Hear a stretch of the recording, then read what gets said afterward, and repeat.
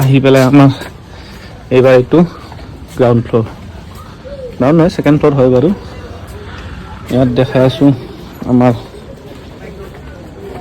দাস দোকান যিখন দোকানত এতিয়া বাৰু কোনো নাই এইখিনি কানেকশ্যন আছে কাপোৰৰ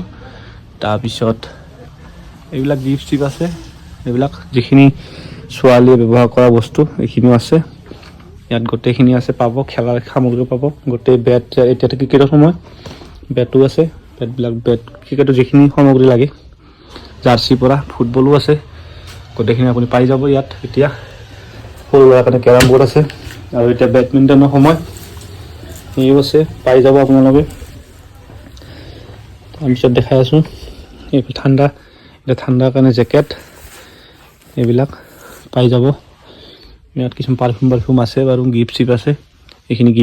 গিফ্টৰ হেৰি হয় আৰু এইফালে লেডিছৰ কাৰণে বস্তুবিলাক এইবিলাক আছে আপোনালোকে আহিব পাৰে